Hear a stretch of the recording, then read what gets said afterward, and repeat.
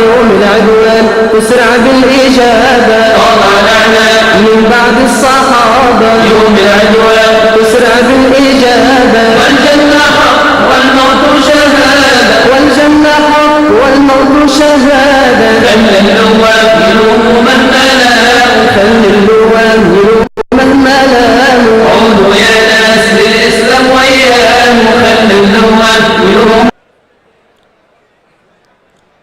بسم الله الرحمن الرحيم. الحمد لله رب العالمين، والعاقبة للمتقين ولا عدوان إلا على الظالمين، وأشهد أن لا إله إلا الله وحده لا شريك له، وأشهد أن محمدًا عبده ورسوله وصفيه وخليله، وبعد.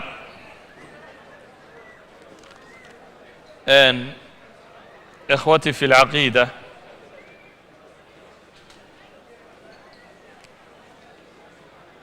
إلا مصابي ملاك الرونتي سينسو مغالله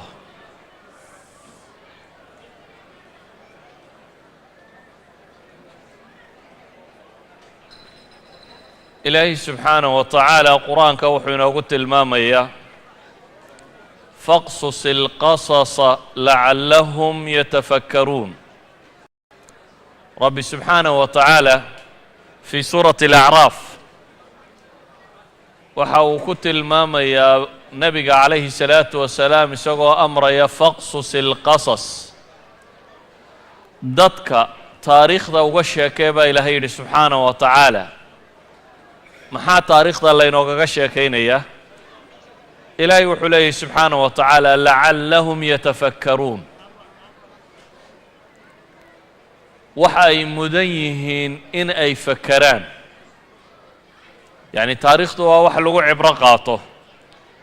laqad kaana fii qasasihim cibratun liuli lalbaab. aayad kale alle subxaanahu wa tacaala wuxuu ku leeyahay qisaska ummadaha ee laydinka warramaya waxaa ku jirta wax ku qaadasho, laakiin waxay ugu jirtaa baa ilaahay leeyahay dadka caqliga u saaxiibka ah. waxa aan ka warrami doonnaa maanta qayb ka mida qisooyinkii dunida ka dhacay kuwii ugu cajabta badnaa. taariikhda bini aadamkaa dhacdooyinkaan tilmaami doonno horena looguma arag dibna looguma arag bay tilmaamayaan. sida awgeed baa taariikhyahan muslim oo casrigaasi noolaa oo weliba qayb ka mida noolaaya aan wada noolayn, ibnulasiir, waxaynu ka soo qaadan doonnaa bal erayo uu qorayo ibnulasiir fii kaamilih. ibnulasiir waa nin taariikhyahan oo muslima, wuxuu noolaa casrigii tataarka, laakiin wuxuu noolaa qaybtii hore ee dowla alkhawaarzimiya iyo duminteedii, xataa ma soo gaadhin baqdaad iyo shaam iyo wixii ka dambeeyey o dhan. wuxuu geeriyooday baan filayaa 630kii hijriyada. wuxuu leeyahay ibnulasiir mudda ayay igu qaadatay inaan taariikhdan qoro iyo inaan iska daayo, muddaan joojiyey inaanan qorin buu leeyahy. kadib markii in badan layga codsaday inaan wax ka qoro ayaan isku dayey buu leeyahy inaan qoro. dabeetana wuxuu odhanayaa dhacdada tataarku xaadithatu tataar min alxawaadith alcudma والمصائب الكبرى التي عقمت الدهور عن مثلها عمت الخلائق وخصت المسلمين. حورنا يا دعضة تتارك كسابساني ودعدو ينكي وقوة ويناء الدنيا دبلغوا أركبوا يري ومصائب تواوين بي كمتهاي ومصيبة الدنيا دوردن هلا شيء بوليه خلائق دوردن كو دعضي مسلم كان قار كسين نغطي. waxaan odhan karaa buu yidhi hadduu mid yidhaahdo ilaahay dunida sidii uu u abuuray tan oo kale hore ugama dhicin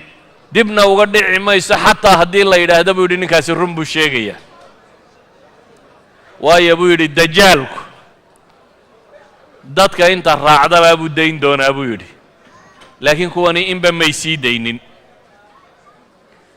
dhacdada tani waa dhacdo runtii ilaa xad yaa badan gebagabadeedii imaam soo gaadhayna waa ibnu taymiya oo isna ka warramayo sawiraya wakhtiga oo kookooban daraaddeed waxaan isku dayayaa qaybo ka mid ah dhacdada tan inaan tilmaamo dhacdadani waxay ku saabsiisan tahay niman tataar la yidhaahdo oo dunida weeraray tataarku waa waddankan yar ee hadda mongolia la yidhaahdo qabiil degi jiray mongolia muddo aad u yar ayay waxay ku qabsadeen bariga dunidoo dhan wakhti aad u kooban bay waxay qabsadeen laga soo bilaabo jabaan iyo jina ilaa iyo poland inta ka dhexlay qabsadeen waa jabaan iyo jina laga soo bilaabo oo caalamulislaami lasoo dhex maro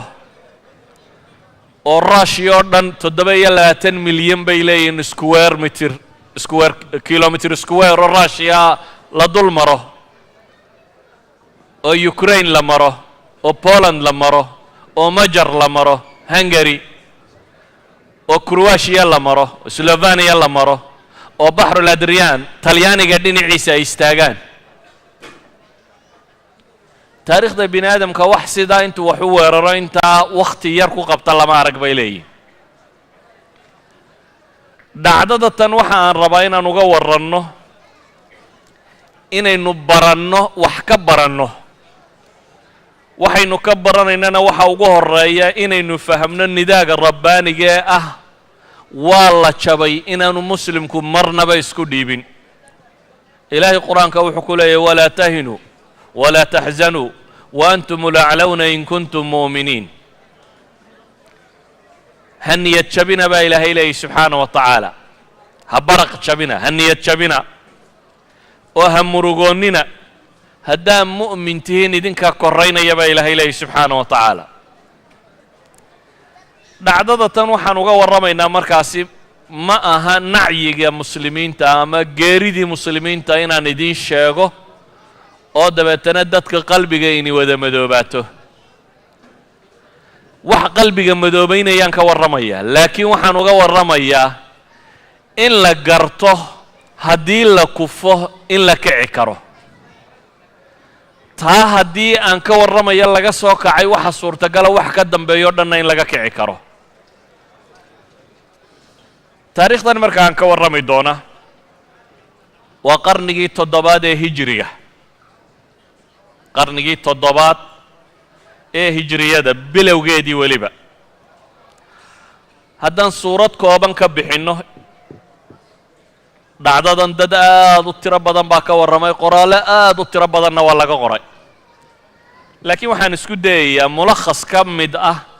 kitaabkan uu qoray doctor raghib asarjani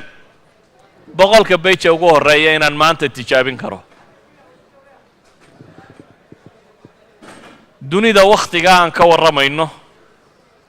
laba xoog baa ka jiray marka hore xoog waa caalamulislaami oo ka bilaabma jina galbeedkiisa ilaa iyo sbain inta ka dhex leh oo muslim haystaan jina galbeedkiisa yurub maxaa la yidhaahdaa ashiyada dhexo oo dhan middle eastka intan la yidhaahdo afrikada waqooyi ilaa iyo laga gaadhayo sbain inta ka dhex leh intaa waxaa haystay dowladdii weynayd ee islaamiga ahayd waa dhul aad u ballaadhan dad aad u tiro badani deggan yahay awood aad u tiro badan leh aqoontii bini aadamkee waagaa taallayna hoggaaminaya marka xagga cilmiga laga eego laakiin waxa dhankaa u raacda dhanka siyaasadda ayaa mugdi weyni ka jiray waxay ahaayeen ummad kala qaybsan oo ishaysata oo aan isbixinaynin ood gobolba gobolka ku xiga weerarku joogto u yahay gobolba gobolka ku xiga weerarku joogto uu yahay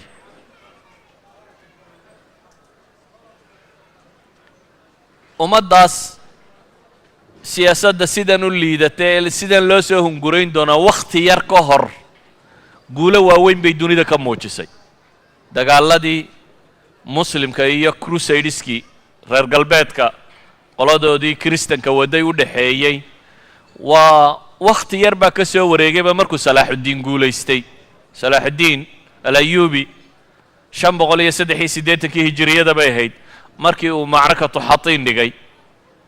ama macrakatul arak markuu isbeeni ay ku soo jebinayeen qoladii kale dawla almuraabita mise muwaaxidiintii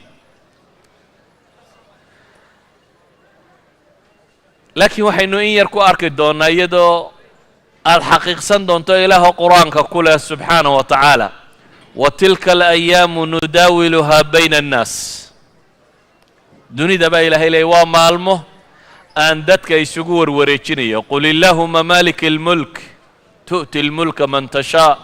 watanzicu almulka miman tashaa watucizu man tashaa watudillu man tashaa waxaynu arki doonnaa rabbi cidduu doono inuu kor yeelo cidduu doono sharfo cidduu doonana dumiyo wakhtigaasi waxaa dunida ka talinayay caalamka islaamiga ah khilaafo lo odhan jiray alkhilaafa alcabaasiya khilaafa alcabaasiya 500 iyo dheeraad sanay markaa jirtaa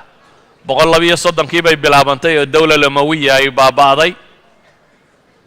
kuwanina caasimadooda waxaa la qabsan doonaa 656 520 sano waxa ayay dawladda tani jirtay laakiin wakhtiga kan waxay joogtay wakhti boqorku in yar uu ka taliyo ama uu ku dhadhow yahay boqoradda ingiriiska oo kale iska magacuun uu yahay laakiin imaarado waddanku uu kala googo'o imaarad walba boqor ku horkaajo wuxuu doonana uu ka yeelo ta ku xigtana ay isku duulaan madaxduna ay ka fakarto un kursigaa siduu u xejisan lahaa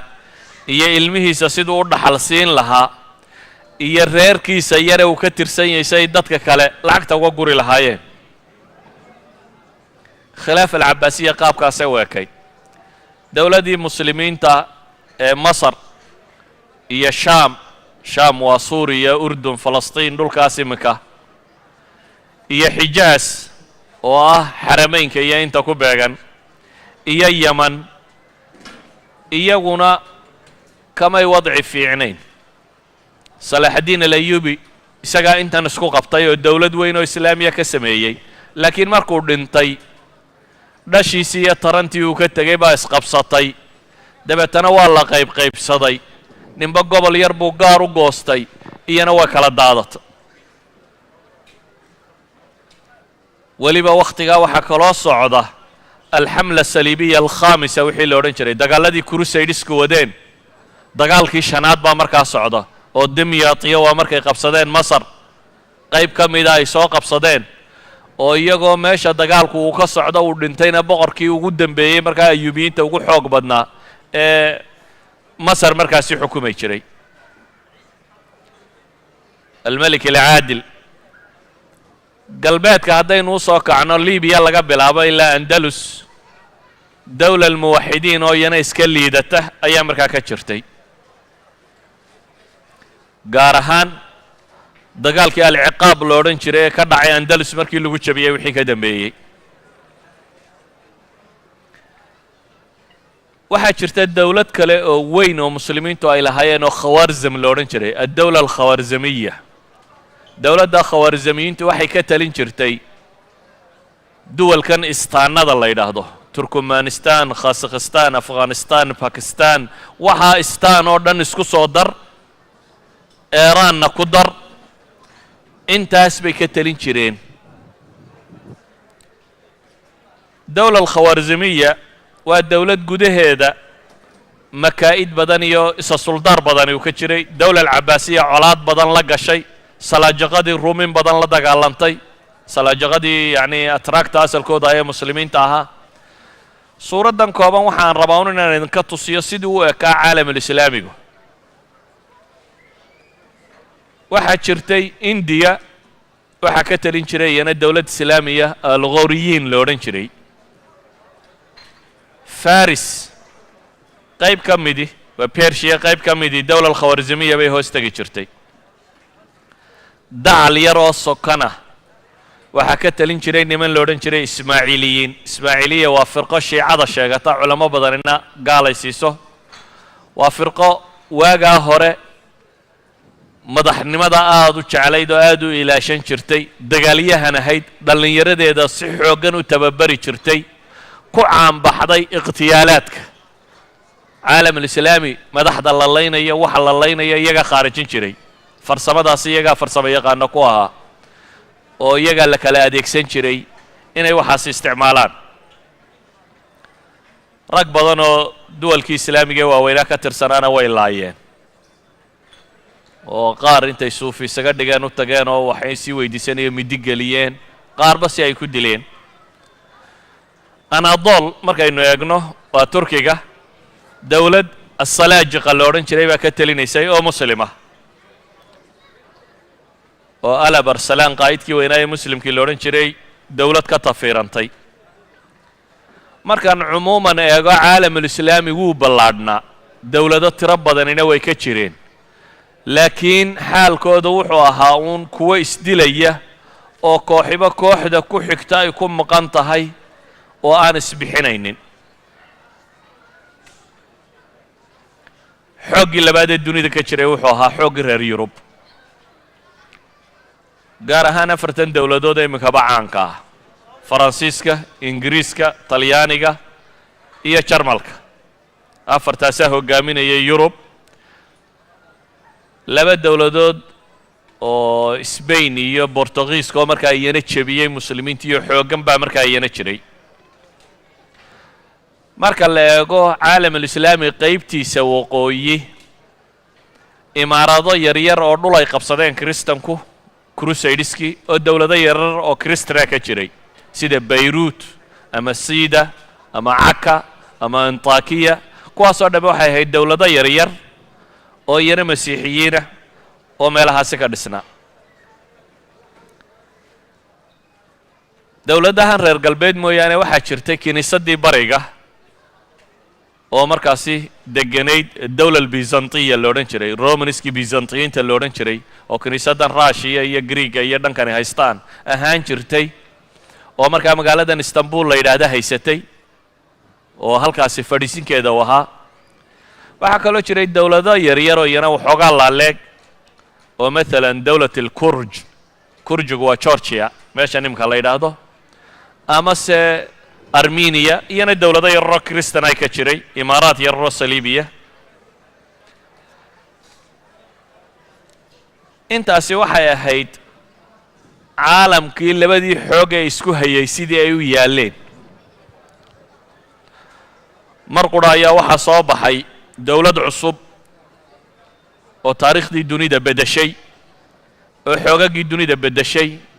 oo muddo yariyadu ku noqotay ad-dawla al-kubra ama aan idhaahdo al-qutb al-wahiid dawladda qura dunida ka jirta cid kale oo jirta aanay aqbalin waa dawladdii la odhan jiray Mongolianska ama Tatar erayga Tatar iyo Mongolian taariikhyahanadu waa ku murmaan keebaa kee dhalay keebaa weyn keebaa yar taariikhyahanada badh مثلا رشيد الدين الوزير كتاب كيس اللي رجل جامع التواريخ يسقوا حقبا تتاركو إن يهين شعبة من المقول منغوليا نسكا الرسمي قال تتاركو قبيل كم يدبو قبا مركا هل كان راغب السرجاني يو تاريخي هنا بدرنا عكس قودي جيان أو أي كدي جيان مقول كوينو أسل كي هاي تتارك يا ترك يا واحد كان قبائل بدنو كلاين مركا كتير سيء على كل labadan qabiiliyagaaba markii hore istilay Tatarka iyo Mongoliansku iyaga istilay dawladnimo isku haysteen akhiran waxa uu soo baxay nin boqor oo cusub oo la yiraahdo Genghis Khan boqorka cusub ee magaca la baxay magaca qaar waxay ku tarjumaan waa naanays waa sidii kaysar iyo magaca noocaas iyo kala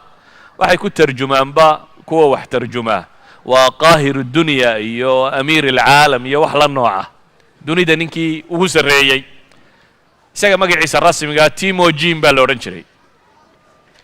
Temujin ninkan la yiraahdo wuxuu ahaa marka la eego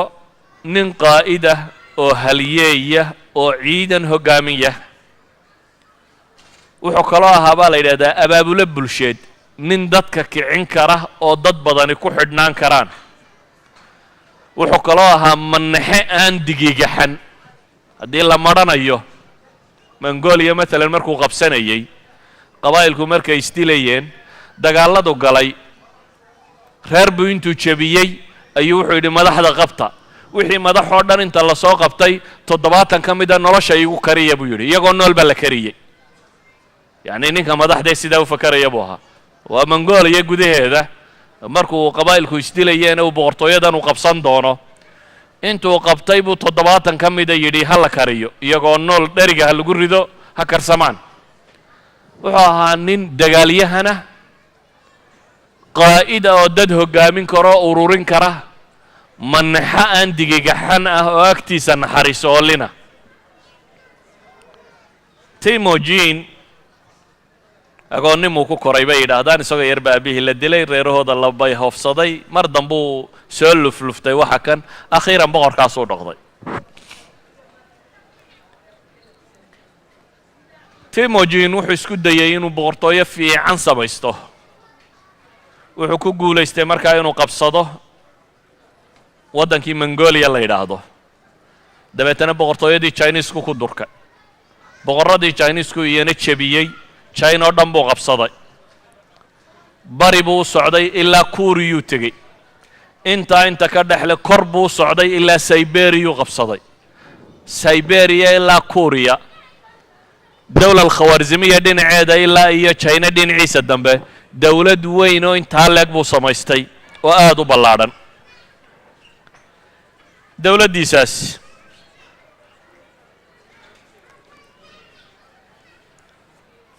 waxa uu u samaystay nidaam adag. wuxuu u sameeyey distoor la yidhaahdo alyaasiq aw ilyaasik. distoorkani wuxuu ahaa diimihii dunida yaallay ayuu midba wax ka soo qaadqaatay. dabeetana intuu isku dhafdhaftay ayuu dhaqankoodii iyo hiddahoodiina wax ka mida ku dhaftay. waa sidan dasaatiirtan iminka dunida taalloo kale, diimaha iyo wax inta isku qasqasto wax dhisata. yahuudiyada inbuu ka qaatay, kristan inbuu ka qaatay, islaamka inbuu ka soo qaatay, dhaqankii qabiilkoodii iyo wixii xeerarkay lahaayeen qayb buu ka qaatay. waxa intuu isu geeyey ayuu yaasiqa u bixiyey, kaasuu ku xukumay. nidaam adagoo saarim ah, maamul aad u adagoo idaariya buu waddanka u sameeyey. wuxuu ku caanbaxay, waxay yidhaahdaan dagaalyahanadiisu iyo dagaalladu qaadi jiray waxay caan ku ahaayeen weerarka degdegta ah waxa la yidhaahdo. yacni waxaa la yidhaahdaa fardaha leedday ku fuuli jireen baa la yidhaahdaa, si loo fudaydiyo farasku aanu wax culaysa u dareemin. dabeetana wuxuu lahaan jiray baa la yidhaha kumaankum ciidan ah oo fardaha leedda ku fuula oo ka dagaalami kara kumaankum mayl in ku dhadhow. marka waxay dhahaan alxarb alkhaatifa, waxaan maraykanku iminka yidhaahdo xuruub khaatifka ee laga gaadhsiiye meesha la dumiyo, taas buu isticmaali jiray baa la yidhaha. wuxuu lahaa nidaam kala dambayn oo aad u adag. wuxuu ciidankiisa ku tababaray duruufta qaasiga ah inay aqbalaan. good training baa la siiyey ah nolol rafaada inay aqbali karaan. wuxuu kaloo samaystay hoggaamiyeyaal askareed military jananno ah oo dunida caan ka noqday. rag waaweyn, bato, biiji, holaako, yacni waa qaa'id la wada yaqaan. bayden waa quwaaddii uu lahaan jiray ninka kani. waxay ahayn dagaalyahano aad ugu caanbaxay dagaallada. waxaa aaminsanaa bay yidhaaheen mabda'a alqutb alwaaxid. aqtaab badan inaanay dunida ka jirin, dunida in nin qura ka taliyo, dadku dunida joogaana inay ninkaa ka dambeeyaan. waxyaabuhu caanka ku ahaa waxaa ka mida bay yidhaahdaan ballanka ma aqoon baa la yidhi. hadduu cid dowlada heshiis la galo, inuu la gala iyo inaanu la galin qiimo badan uma kala dhexaynin. sideedaba ragga xoogga waaweyne ballanka ma jecla. haddii aan aakhiro qofku aanu ka baqaynin iyo rabbaa ku xisaabaya qiyaamaa jira iyo waa la isqabsanayaa, sideedaba ninka xoogga weyni ballanka marmarsiiyo uma waayo lagu buriyo. waxaan isku dayayaa markaa galabta inaan soo bandhigo haddii ay suurtowdo burburkii dawla alkhawaarzimiya iyo si uga takhallusay. xagguu ku socday, filosofigiisu muxuu ahaa, ma khilaafada cabaasiyiintu marka hore ku socday, sidaa waa la sheegaa. laakiin waxa macruufa uun ninka kani si kasta uu u fakerayay dawlad xooggan baa dhinaciisa iyana jirtay. الدولة الخوارزمية والدولة دي حكومي شرطي أفغانستان، أوزبكستان، تركمانستان، كازاخستان، طاجكستان، باكستان، هي قيب إيران كميدة. انت هسو يسكو هيستي الدولة الخوارزمية ومسلمة. عاصمة ديدون مقالة أورجندا الله يراهدو، أورجندا تركمانستان ميكو تالي. عاصمة أي هالكا واحد. لبدا ودن وحكا دحيي حسن الجوار si nabadgelya in loo wada deganaado. Genghis Khan laftiisu bariga xasilintiisa iyo dawladdiisa dhisideedii ayuu mashquul ku ahaa. China iyo de Korea iyo indha yaroo dhan inuu ka takhalluso. laakiin waqtiyada ka mida unbaa waxaa dhacay waxaan laba filaynin, isna marmarsiiyo u noqday. waxaa dhacay dawla alkhawaarzimiya magaalo Otrar la yidhaahdo oo bariga ku taalla xagga China u dhow. ninkii xaakimka haystay labada dawladood maadaama heshiiskani uu jiray, tujaarada ayaa si fiican ugu kala socotay, baac mushtarkaa mari jiray. xaakimkaasaa wuxuu qabtay tujaar Mongolianisa, tujaar maguulkii ka mid ah ama tataarkii ka mid ah. dabeetana tujaartii oo dhan buu laayay. waa ballanfuryo sida u taalla. taarikhyahanadu sababo badan bay sheegaan. qaar baa idhaha jawaasiis bay hayaan, qaar baa idhaha maye isagaaba cid hoosta ka laysa u soo diray. waxaasi waa iska mala awaallo. qaar baa idhaahdaa radin baa jirtay oo marka hore iyagu wax boobeen dabeetana waa loogu abaalguday. waxaasoo dhan waa wax iska qaldan. bale waxaan odhan karnaa waxay khilaafsantayba xadiidkii nebigu abu daawuud xadiidkii warinayay sheekh alalbani xasan ku tilmaamayo ee uu nebigu yidhi calayhi salaatu wasalaam dacu lxabasha maa wadacuukum watruku tarka maa tarakuukum. waa xadiid xasan oo nebiga ka sugan. nebigu wuxuu yidhi calayhi salaatu wasalaam war xabashida iska daaya inta idin daynayso. xabashidu inta ay idin dayso idinna iska daaya. waxaa kale uu nebigu xadiidkaasi ku tilmaamay dadka tarkiga la yidhaha ama turkiga la yidhaahdaa. turkigu waa qabaa'ilkan bariga oo dhammi ciddii ay ka soo jeedeen markaas. ma aha atractan oo qura. atractan asalkii iyana xaggaasay ka yimaadeen. taarikhyahanadu waxay dhahaan kuwan oo dhammi tarkigaasay ku jiraan. watruku tarka maa tarakuukum ma dhicin. Genghis Khan waraaq buu soo diray وبورتويد خوارزم محمد بن الخوارزم شاه نكي لورن جيري مدحدا ka ahaa uu soo diray isagoo la nimankii laayay tujaarta gacanta halayga soo galiyo. boqorkan qaybta muslimka haystaana wuxuu yidhi maya annaga maxkamadaynayna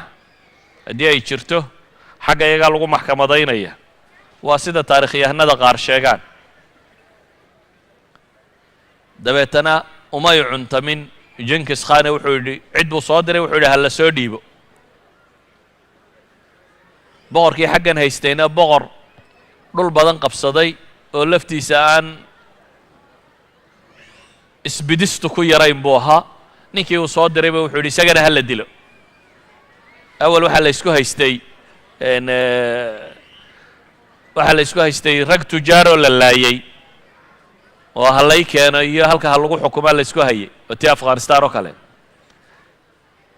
dabeetana waxaa la yidhi maye kiina wuu dilay. Genghis Khan marka kan wuxuu u diyaar garoobay markaa dagaal. waa iclaan xarb. labadii dawladood dagaal baa loo diyaar garoobay. Genghis Khan ciidan aad u tiro badan buu soo kaxaystay. محمد بن خوارزم شاه ninkan la yidhaahday dawladda tan xukumaana isna ciidan buu soo urursaday. magaaladii Arjanda wuu ka yimi, isna bariguu soo kacay. laba ciidan oo aad u tiro badan baa la iskala hor yimi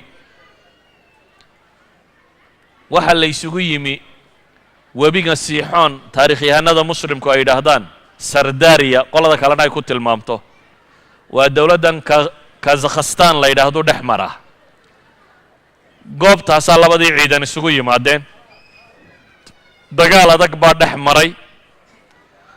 muslimiinta oo qura 20,000 baa ka geeriyooday baa la yidhaahdaa dagaalka kan 20,000 oo muslim ayaa lagu waayey tataarka ama mongolianiskana waxaa la yidhahdaa in ka badan ayaa iyagana ka dhimatay 4 maalmood baa la isjafayey oo dagaalkani socday dabeetana markii uu dagaalku adkaaday ayaa dib loo kala yaro gurtay labadii ciidan dhimashadii baa ku badatay dhaawacii baa ku tiro batay dib baa loo kala gurtay wakhtigii dib loo kala yaro baxay ayuu boqorkii moxamed ibnu khawarzam shaah wuxuu u fakeray fikrad qaldan taktiik qaldan ragga badhna waxay yidhahdaan akhlaaqiyan qaldan oo ah inuu insixaab sameeyo goobta inuu ka guuro dabeetana cawaasimta magaalooyinka waaweyn inuu ciidamada dhigto ilaashado isaga iyo ciidankiisa inta ugu badanina caasimaddii inay ku noqdaan caasimaddii markaa galbeed waqooyo fog bay ka xigtaa meesha la isku dilaya waa ka durugsantay ciidankiisii dib buu u kaxaystay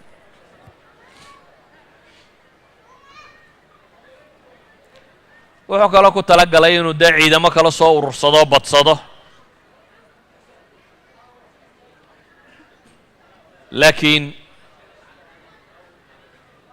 waxaa jirta isaga iyo muslimka ay isugu dhow yihiin colaadaha dhex taagan iyagana khilaafa alcabaasiya xaggeeda ciidan kama helayo dowla salaajiqa waxba kama helayo gawriyiinta waxba kama soo helayo طaa'ifa alismaaciiliya waxba kama helayo hareerihiisa duwalka ka xiga la iskuma fiicna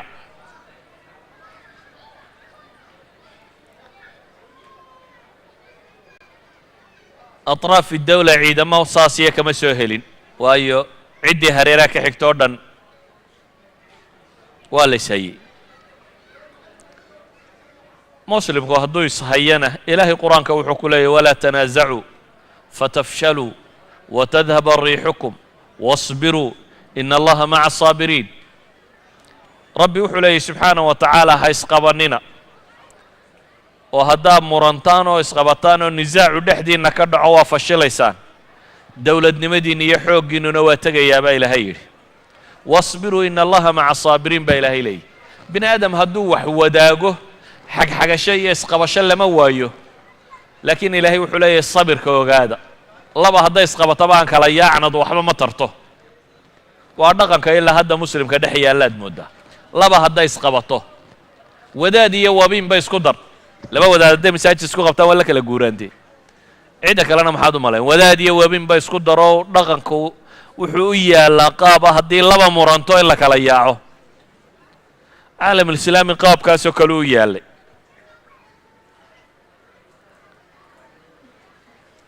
bal inay iscaawiyaan daaye dagaallada tataarku marka ay yaro damaan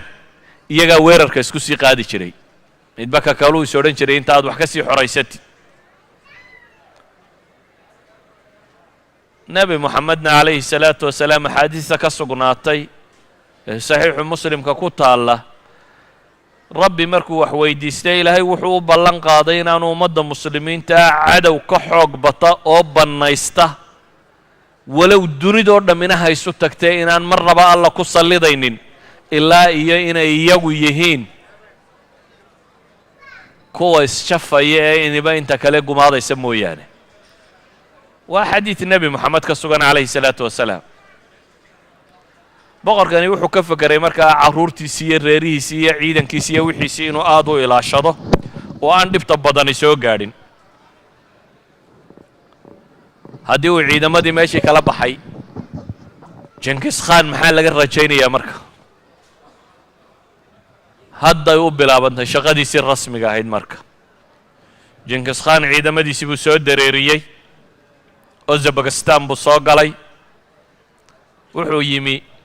cawaasimta muslimiinta wakhtiga kan dunida magaalooyinka ugu waaweyn ah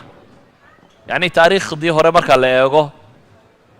dowladahan reer galbeedka iyo caasimaadkoodu waa shalay bayaan ku odhanaya indiya goormu tegayay ingiriisku waa ku axad britaniyin ka soo warramaya wuxuu yidhi magaalo ku taalla indiya muslimiintu markay xukumaysaya murshadabaad baa la yidhahdaa ayuu tegey markaasuu wuxuu soo diraya uu leeyahy murshadabaad baa ka weyn london kana dhaqaalo badan kaliba oday kaloo faransiisaa tegey markaasuu yidhi magaalaan tegey godadkii dahabkee dunida aad mooddo in iyada to lagu guray idan shalay ahayd baris iyo london iyo waxa kani cawaasimtii dunida wakhtigaa ugu waaweyneed kuwaasi muslimku degan yahay buu ahaa bukhaari markaa waxay ka mid ahayd magaalooyinka ugu waaweyn 616 hijiriyada markay maraysay ayuu ku sameeyey xisaar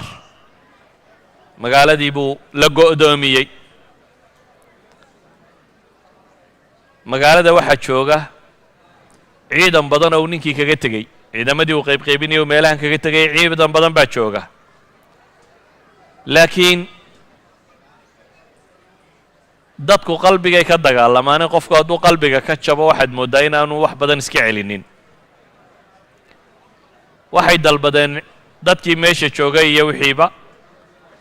inay isdhiibaan laakiin muqaabil ilamaan calanka cad baanu taagaynaa laakiin nabadgelyo hana la siiyo dadkii badh baa caynkaa yidhi badhna waa diideen magaaladii markay isqabatay qolole aan isdhiibno ciidankan intaa leeg boqorkeenniba tegiyo iska celin kari mayno iyo qolana aan isdifaacanay noqdeen waxaa xoog batoo tiro batay qoladii lahayd aan isdhiibno qoladii lahayd aan isdifaacno qalcad weyn oo magaalada ku dhex taalla ayay galeen dabeetana ciidanka intii qalcaddaa gashay waxaa ku darsamay culammadii iyo fuqahadii iyo dadkii waxgaradka ahaana qalcaddii bay ugu tageen dadka intii ugu tirada badnaydna waxay idhahdeen ma tataar baa la iska celin karaya aan isdhiibno way isdhiibeen jenkis khan dhaqamadiisii u yaqaanu markaa ku dhaqma qoladii isdhiibtay wuxuu yidhi ammaan baan idin siiye ee maxaan samaynaynaa markaa qolada kalean weeraraya albaabaday u fureen magaaladii buu soo galay qoladii isdhiibtay wuu iska daayey wuxuu yidhi idinku rag fiican baa tiina waa isdhiibteen haddaba dagaalkaynu wada gelaynaa qolada kale ayla weeraraysaan waxaa bilowdaan dhufaysyada iyo khanaadiqda iyo waxaan ay qoteen iyo meelaha kan idinkaa kala garanaya ila dumiya muslimkii xagga kani waxay u eegyihiin muslimkii deganaa maxay afghanistan waqooyigeeda iyo akraaddii ciraaq iyo shiicadii ciraaq baabkii oo kale weeyaan waa lala jafay markii la jafay 10 maalmood ayuu xisaar ku hayay go'doomin qalcaddaasi ama dhufayskaa weyn 10 casho kadib ayuu jabsaday dabeetana wixii ku jiray midh lagama sii dayn waa la gumaaday markuu qoladii gumaadkooda ka soo jeestay ayuu dib u soo noqday magaalada intii kaleba wuxuu yidhi codsi wixii magaalada dhaqaale yaalla ha la soo saaro dahabka iyo kunusta iyo fidada iyo wixii aa meesha ku haysateen intaasaan rabaa buu yidhi ha la soo saaro waa la cabsanayaa wixii ciidanka hadhsanaa raggii yidhi intii tidhi aan dagaalanana laga takhallus intani waa intii awalba isdhiibtay calanka caddi dhiibatay xoolihii baa loo keenay magaalada wixii dhaqaale yaallayna waa kan baa la yidhi markuu dhaqaalihii isku hubiyey ayuu ciidankiisii wuxuu yidhi waa fasaxantiin haddaba waa fasaxantiintu waa yaan waxba laga sii daynin bukhaara siday u dhammayd dhiiggaa dhegta loo daray gawraca magaaladii dhammayd waa la laayey hantida intuu isagu qaatay mooyaane askartii baaqigii baa lagu sii daayey waa la waday magaaladan iyo siday u ekayd ibnu kathiiroo ka warramaya wuxuu leeyahy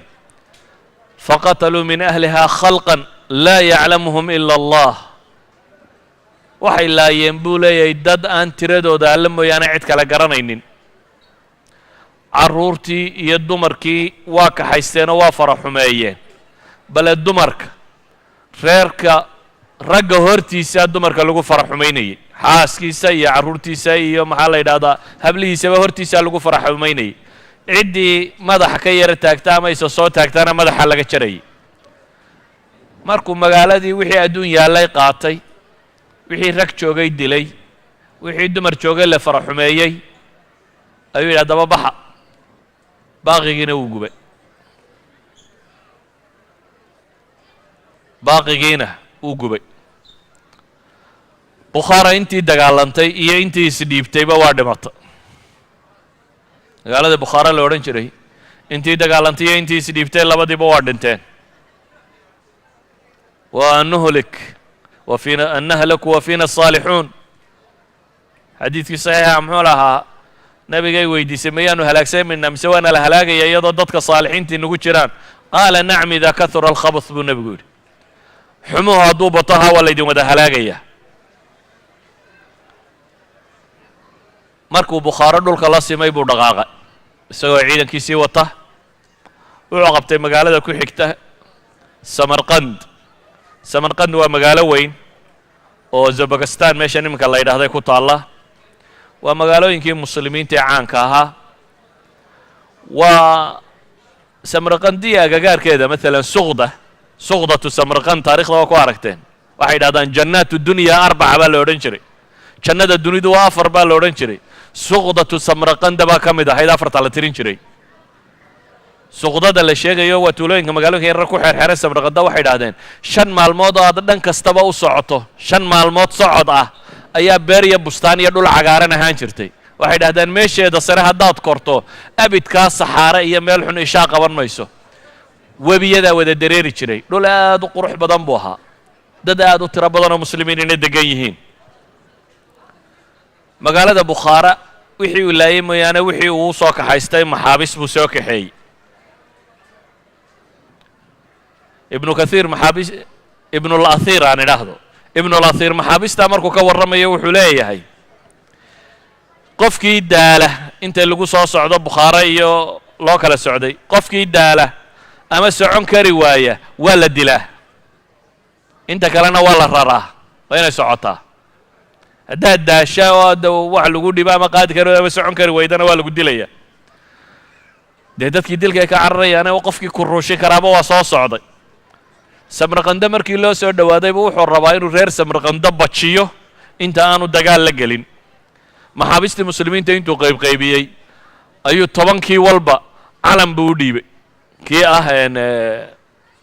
calamadii tataarka ah 10kii qofba calan buu siiyey waxay reer samarqando arkeenuun waddan dhan oo calankii wada sita oo soo socda waaba muslimiintii maxaabista ahayd kuwan calanka sitaa ciidamadiina waa ka sii dambeeyaan markii meeshii uu arkeen dadkii haziima nafsiya baa ku dhacay qalbi jab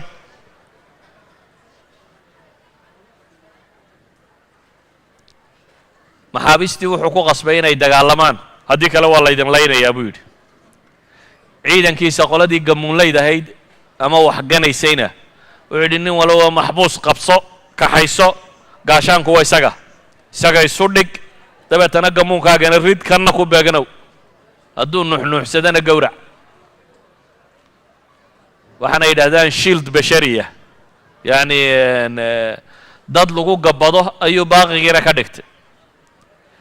magaalada dacalkeedii markuu soo gaadhay si magaalada loo argagaxgeliyo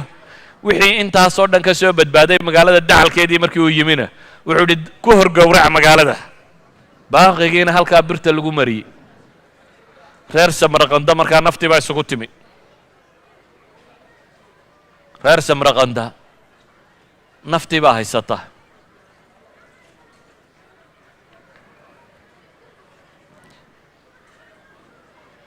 reer samarqanda waxay isku dayeen boqorkii meesha maray 50,000 oo askari buu u sii dhigay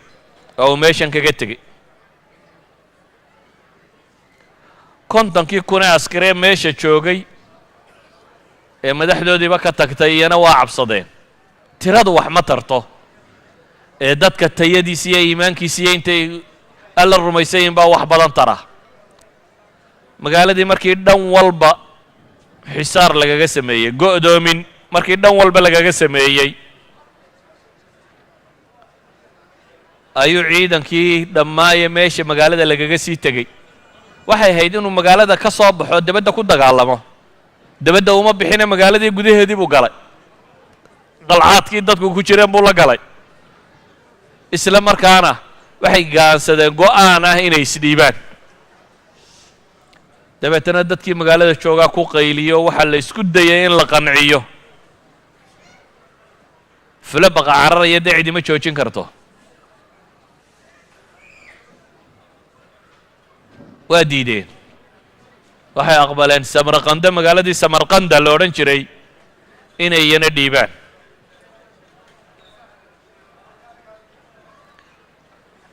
dadkii markuu sidaa arkay culammadii iyo dadkii baa wada hadlay waxaa la yidhi war kuwani askarna maa cidinayna difaaci maysa aan isdifaacno aan wax iska celinno 70,000 ayaa markaa soo baxay oo dadkii magaalada degganaaya seefoodiyo warmahooda qaato o yidhi waa isdifaacaynaa dadka kani waa dad xamaasade hayso laakiin maaha dad military trained ah dad ciidannimo loo tababaray maaha waa dad u nacay iyagoo faramadhan inta loo yimaado in birta la mariyo oo la gowraco waayo waxay ogyihiin magaaladii dhammayday isdhibteen bukhaara ahaydba sidii loo galay marka kollayba waa dhimanaysaan bay leeyihin inay idinkoo soo jeeda dhinta waa soo baxeen jinkis khan waa khabiid taagtiyahana 70,000 markay soo baxeen oo u garanaya inaan ahayn raggii militariga ahaa ee dhabta ahaa ayuu wuxuu sameeyey taktiig dagaal oo ah aan u baqa guuro aan u baqa cararo dadkii markii la isku soo baxayba wuu u baqa cararay ciidankiisii wuxuu faray inay baqa carar sameeyaan baqa cararku waa inaad iska dhigto sidii nin jabay oo cararaya oo tegaya laakiin xeelad dagaal buu wadaa ma rabo waa soo baqa cararay dadkii awalba xamaasadaysanana waxay islaahayeen wallahi waa kaa gaalkii idiin jabay seeftaa lagala daba cararay waa laga soo daba aguumay ciidamadiisii qaybuu meel sii dhigay dadkii markuu magaaladii kala baxay ee uu gaar ula baxay ayuu kamiinadii xagga dambe ka mareen waxaa laga xidhay xaggii magaalada iyo midadka ay ka heli lahaayeen dabeetana labada dhinac baa askartiisii ka gashay 70,000 madaxa laga jaray 70,000 ee soo baxay 70,000 madaxa laga jaray dufca waaxida mar keliya 70,000 oo reer samarqanda ah oo intoodii iimaanku uu ku jira wax isbaday ah iyagana la gumaaday maxaa soo hadhay magaaladii buu ku soo noqday markaasi oo go'doomiskii buu ku bilaabay ciidankii 50,000 ee war dagaalama looga taag waaye gudaha ku jiray jinkis khan bay la xidhiidheen waxay idhahdeen waa isdhiibaynaa laakiin nabadgelyana sii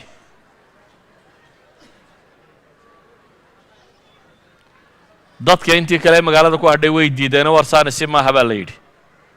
qoladii ciidanka ahayd way ku adkaysatay tataarkuna wuxuu yidhi nabadgelyadaan ogolay dabeetana albaabadii magaalada ay qasab ku subeen qasab bay ku fureen waa askar shacabtana ka adag waa halkii gabayaaga carbeed muxuu lahaa asadun calaya wa fi lxuruubi nacaamatun aniga buu yidhi markaa way arkaana waa libaax dagaal markuu dhacana waa goraya buu yidhi waa cararaya waa askar shacabkan iyo masaakiintanna ka adag halka raggu isku haya marka la taagana calanka cad bay geynayaan dadkii waxay ku qasbeen albaabada in la furo magaaladii samarqanda ahayd albaabadaa loo furay dabeetana jinkis khan iyo ciidankiisii baa yimi wuxuu yidhi shuruuda heshiiskee nabadgelyada a ku helaysaan waxa weeyaan kow hubka soo dhiiba iyo fardaha iyo xoolaha idinkana waxaan idin gaadhsiinayaa dhul nabada iyo meeshii aad rabteen waa ciidankii dee dowladda markaa wuxuu leeyay wixii hub ah iyo fardo iyo dawaab aad rarataan xoolo wixii ah la soo wareejiyo idinkana waan idin geynaya waa idin kaxaynaya dhul nabadaa meeshii aad doonaysaan baan idin qadabadsiinaya waa rag dee jabay yani fulaha haddii inan yari u hanjabo inanka yar xooggiisu uma muuqdee digdigtiisaa u muuqata waa jabeen nimanka kani maadaama ay jabeen hubkii iyo wixiina waxay idhaahdeen waa kan naga qabo ciidanku wixii uu hub haystay meel buu ka dhigay waa un nidaamkan maantaba la isticmaalay cunaqabatayn ku soo roga hubka laga dhigo yaan waxba laga iibinin waa kan maalinta dambena oo lagu duulaa marka wax walba wakhtiga laga dhigo hubka oo dhan markii uu ka dhigay ayuu magaalada soo galay dabeetana wuxuu amray in raggooda iyo dumarkooda iyo carruurtooda kuwan waxba inaan laga sii dayna la laayo magaalada tan wixii xoolaana la qaado dadkana in la cadaabo ilaa iyo xooluhu halkay ku qarsooyin inta ay ka sheegayaan dumarka iyo carruurta wixii in la addoonsado la kaxaysto aanu cuntaminee ama weyn ama xanuunsanaya ama kuwaana ma wadwadi karnay hala dilo jaamica magaalada masaajidka ugu weyn ee magaalada ku yaallana hala gubo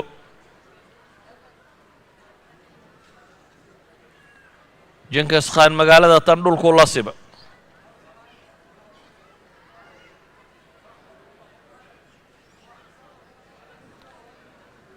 bukhaaro wixii ku dhaceen samarqanda iminkana sidan ay u socoto cid muslim oo soo caawisay oo soo kacdayna ma jirin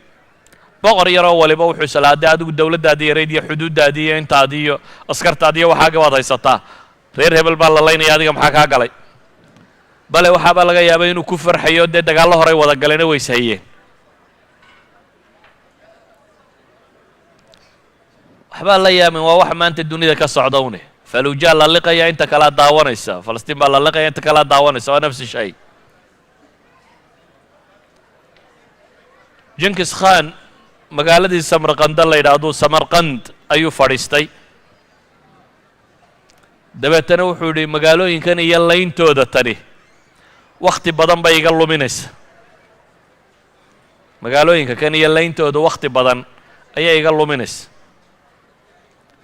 ee maxaan samaynayaa 20,000 ee ciidankiisa uu raggii ugu khatarsanaaya ayuu soo saaray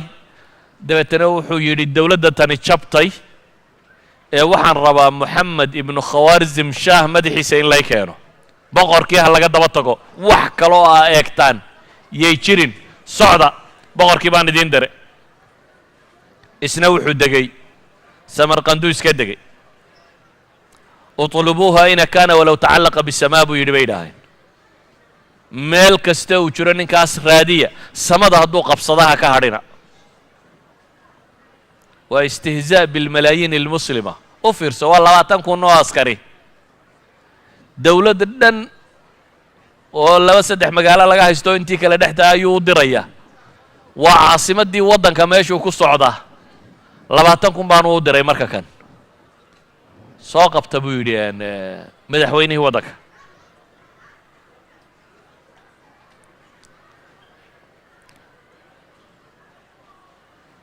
ninkii moxamed ibnu khawaarzam shaah ahaa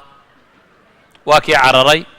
magaaladiisii orjanda lo odhan jiray buu tegey wixii uu ciidan urursan karu urursaday meeshii buu isu joogay wakhti yarba intaan la joogin waaba tataarkii oo xiimaya muslimkii oo dhan soo dhex jeexay organda maraya organda waxaa mara nahru jiixoonkaynu sheegayno webiga markaa dhankiisa galbeed bay magaaladu ku taallaa dabeetana webiga sad weyn buu leeyahy yacni wuxuu leeyahay biyo xidheen weyn ayay meesha ka samaysteen 20,000 askari oo yaacayo tataarka ahaabaa soo galay dhinacii bari bayse soo taageen wabaa ka xiga magaaladii say u tallaabi doonaan qolada tani waxay arkaan mar haddii webigii weynaa dee meesha ka xiga inaan cidina doonyana ma joogaanoo meesha wixii yaallay waa laga qaaday lama rajaynaya in cidi ka soo tallowdo taktiik military bay nimankanina isticmaaleen markay meesha yimaadeen waxba waayeen looxaan bay dhiseen dabeetana harag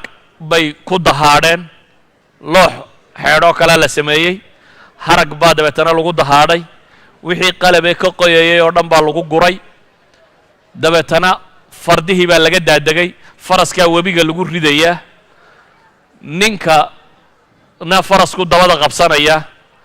looxan weyn iyo waxaana gacantu ku qaadaya farduhu waa dabbaal yaqaanin faraskaa dabbaalanaya oo ka tallaabaya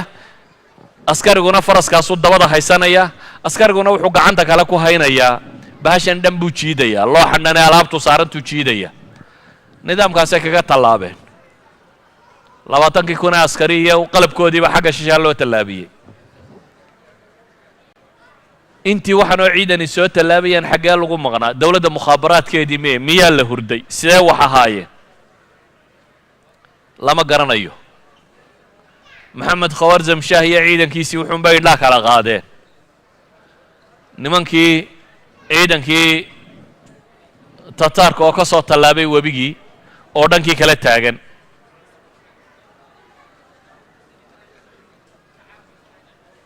maxamed khawarzam shaah markuu ogaaday in la soo tallaabay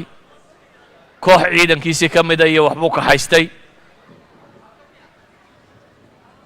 waa dhaqaajiyey waa ka baxay magaaladii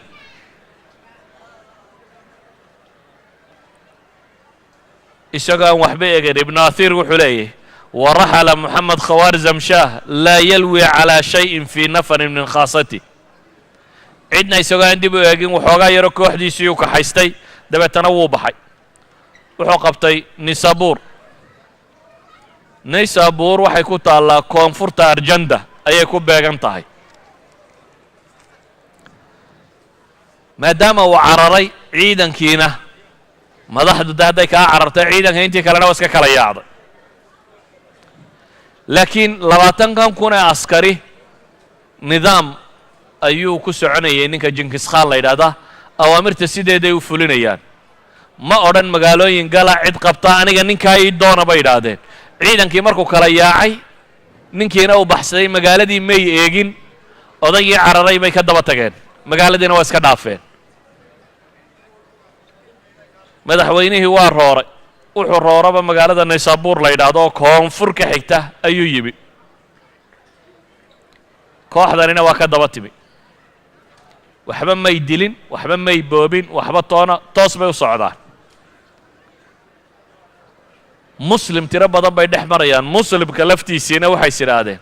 waar baladan haddii ilaahay idinka badbaadiyo baa isku taataabin iyana haydin dhaafaan iyana cidna ma taabtaan muhiimadooday u socdaan dadkii iyo askartii iyo wixii kale meel kaga soo horbaxaana nimankana aan idinba taabanin idana ha taabanina la yidhaho jidkaa loo baneeyey jidka markii si fudud loogu baneeyey odaygii bay daba jabacsadeen intii aanu ciidanba urursanin ayaa warku soo dhacay ee odhanaya naysaabuur nimankii waa dul taagan yihin 20 kun ee askar oo xiimaya naysaabuur bay joogaan markuu warkaa maqlay madaxweynihii waxoogaagiisii intuu urursaday ayuu maazandaraan magaalo la yidhaahdo taw ugu siiyey waa ka baxay tiina waa eeraan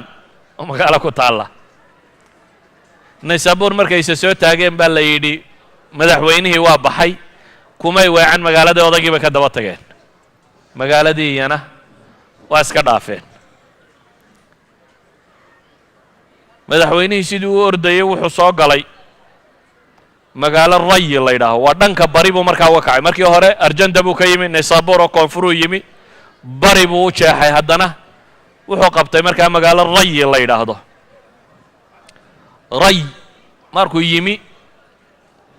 ayaa loo sheegay nimankii inaanay magaalooyinkiiba ku hakan cidna laynin ay daba socdaan waa dhaafay iyana hamadaan buu usii kacay waa magaalo kale oo eeraan ka mida iyana nimankii tataar waa yimaadeen waxaa la yidhi duqii hamadaan buu ugu tawsiiyey waa ka daba shubeen magaaladii iyana kumay weecanin waxa ay magaalo marayaan ciidamo muslimiina jooga dad muslimiina jooga waa ummad muslima waa madaxweynihii ninkan la eryaya laakiin baqihii dadkan galay iyo warkii labada magaalo dadka sidii u soo gaadhay ciidiba xagan faraa u fiiqi mayso waa loo baneeyay jidka iyana waa ka daba tageen hamadaan isagoo jooga ayuu maqlay nimankii haddana inay weli soo socdaan rayi buu ka soo baxay hamadaan buu joogaa maazandaraantu markii hore ka yimi ayuu dib ugu kala fireeyey maazandaraan buu dib ugu noqda iyana waa ka soo daba laabeen wuxuu maqlay nimankii haddana in yar bay kuu soo jiraan waa carara madaxweyne waddankiisii weli hide and seek cayaaraya maxaa la yidhahdaa baashan dhuumashada iyo soo helitaanka waa baxsada baxsadkii wuxuu qabtay gobolkan la yidhaahdo tabristan tabristan waa gobolka ku xiga ghazwiin baxru ghazwiin baddan yar ee ghazwiin la yidhaahdo gobolka ku xiga muslimiintu degi jireen baa tabristan la odhan jiray gobolkaasuu ta ugu siiyey dabeetana waa ka soo daba baxeen wuxuu gaadhay badda markuu tegey ayuu doon fuulay dabeetana gaziirad yaroo badda barhtankeeda ku taalla ayuu degey siday u soo eryayeen bay xeebtiisa soo taageen nasiib darro dee wuu ka baxsaday iyo nasiib wanaag mid ay tay garan maayo boqorkii lama hayo meeshii markayse soo taageen dee tani webi maahe waa bad markaa dib bay uga laabteen boqorkii meeshii waa ku busaaradsaday waa ku cidlaystay waa ku fool xumaaday waa baahaday waa ku baktiyey waa dhintay addawla alkhawarzimiya ninkii ka talin jiray kafan baa loo waayey furaashkuu ku seexan jiraa lagu aasa addawla alkhawarzimiya ee dhanna jayna dacalkeeda joogta dhanna ciraaq dacalkeeda joogta dhanna baxru ghazwiin joogta dhanna nahru sind ayay joogtaa bakistan afghanistan istaan oo dhan nahru sind webiga la yidhahdee mara gobolkan sindi la yidhahdee ku yaalla bakistan intaa waddanka leeg ninkii ka talinayey kafan baa loo waayey furaashku ku jiifaa lagu aas aynamaa takunu yudrikkum almowt walow kuntum fii buruujin mushayada meel kastoo aad tegtidba geeriyi way ku haleelaysaa addawla alkhawarzimiya haddaan in yar dib ugu noqdo moxamed ibnu khawarzim shaah wax cajiibaa ka arki doontaan maddaan isaga taarikhdiisa in yar ka warramo 21 sannadood iyo weliba bilo ayuu waddankaasi ka talinayay 21 sane uu ka talinayey boqortooyadiisu way sii ballaadhanaysay boqortooyooyinkii yararaa ee agtiisa ka jiray oo dhan wuu baabi'iyo isagu isku soo hoos daray min ciraaq ilaa turkistantan hadda uu qaybta haysto china ilaa ciraaq inta ka dhexlay dowladdani ahayd afghanistan buu xukumi jiray qayb indiya ka miduu xukumi jiray sajastan buu xukumi jiray maxaa la yidhahdaa karmaan oo bakistan qayb ka mid ah buu xukumi jiray tabristaantaynu ka warramayno waxaasoo dhana buu haystay ninkan xaalkiisu siduu ahaa ninka kani shaksi ahaan cibaadiya maamulba uu ku fiicnaa baa la yidhahaa bal u fiirsada waa wax cajiiba arki doontaane waxay yidhahdaan wuxuu ahaa nin sabir badan oo dhibaatada u adkaysi badan oo socod badan oo aan raaxo jeclayn oo bidhbidhka nololeed aan u jeedin laakiin madaxnimo hunguri uu hayo madaxnimada aada ugu adag boqortooyadana ilaashada shakhsiyadiisa qof ahaan waxay ku sheegaan inuu ahaa nin cilmi lahaa oo culammada sharfi jiray oo cilmiga jeclaa oo majaalistiisa cilmiga la fadhiisan jiray oo ahlu cilmiga ka barakaysan jiray oo la noolaan jiray oo haddaa xaggayda inkaartu kaga dhacday isagu shaksi ahaan waxaa la leeyahy nin cibaadaysto caynkanoo caynkana buu ahaa maamul ahaan waxaa la leeyahy nin dowladdiisiiyo wax ilaaliyo si fiican u maamulo buu ahaa. waxay idhahdeen mashkiladiisu wuxuu ahaa siyaasi hinaasiya buu ahaa, madaxa in cid kale kor u qaado baanu ogolayn, keligii talis, keligii inuu taliyo. walidalik ayaa ibnulahir wuxuu leeyahy وكان قد استولى على البلاد وقتل ملوكها وأفناهم وبقي هو وحده سلطان البلاد. يعني wuxuu tilmaamayaa ninkani buu yidhi dhulkoo dhan buu qabsaday, boqorradii kale iyo madaxdii kale oo dhan buu laayoo gumaaday, keligii baa meesha u hadhay. markii isaga tataarku jebiyeen buu yidhi lam yabqa fi lbilaadi man yamnachum walaa man yuxmiiha. haddaan si kale u tilmaamo waxa weeyaan aniga mooyaane madax kale yay jirin buu taagnaa, madaxdii kale iyo wixii kale o dhan buu dhulka la simay isagu markii uu jabay. qisatu tataar oo min mongolia ilaa kiivna waa layga rabaa inaan ka warramo inta ka dhexleeya si loo qabsaday, waqtigiina 10 daqiiqa ka hadhay. marka aan soo koobo waxaan odhan karaa dadka muslimiinta ah dhibaatadii dhexdooda taallay baa jebisay, midnimo la'aantii baa jebisay.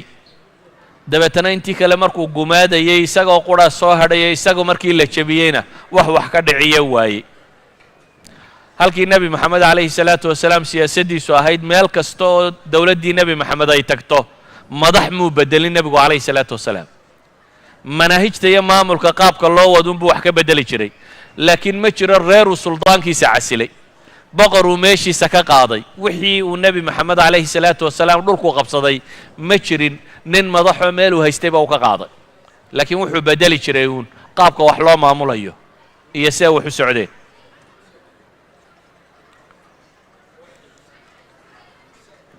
ciidankii yaraa ee 20,000 ahaa dib bay u soo laabteen. ciidankaas iyo samarqanda 650 kilomitir baa u dhexeeya intay jareen ee ninka ay eryayeen. caalamka muslimka ee ballaadhan bay iska soo dhex marayaan iyadoon cidina taabanaynin, waayo muslim nafla baan marka meesha joogin. waxay ku soo noqdeen magaaladii mazandaraan lo odhan jiray, dabeetana magaaladii bay qabsadeen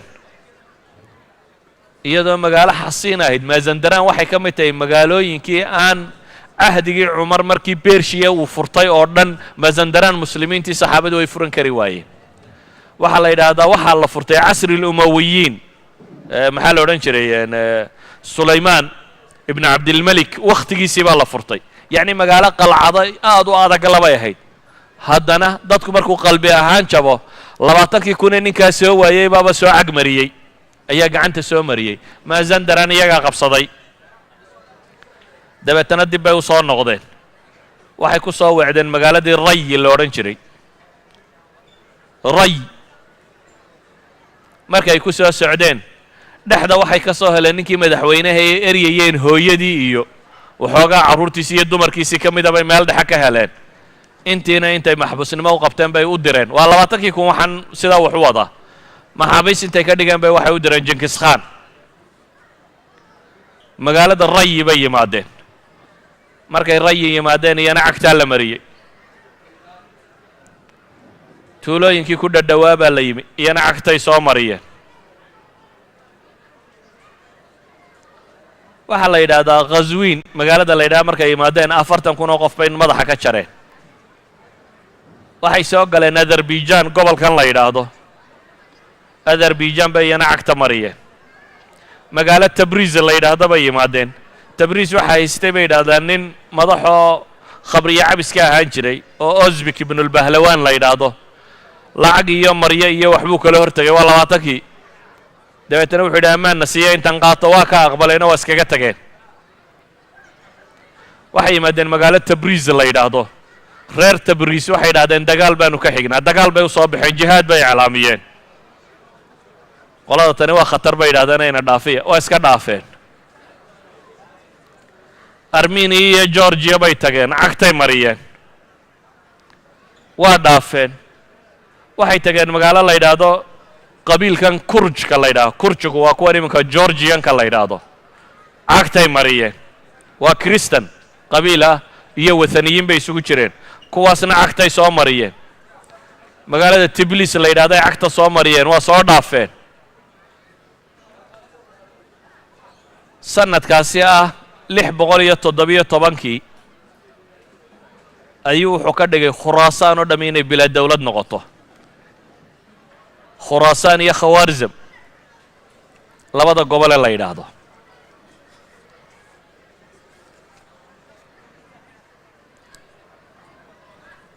khuraasaan waxaa la yidhahdaa waa gobol eeraan waqooyigeeda eeraan berigeeda iyo waqooyiga afghanistan intaasoo isku baxsan baa khuraasaan la odhan jiray taarikhyahanadii hore waa meeshay ku taalla magaaladan la yidhahdo balkh iyo marwe iyo naysabur iyo haraat iyo ghazne iyo waxaasoo dhammi dhulkaasoo dhan buu soo maray oo wada qalaac xasiin ahaa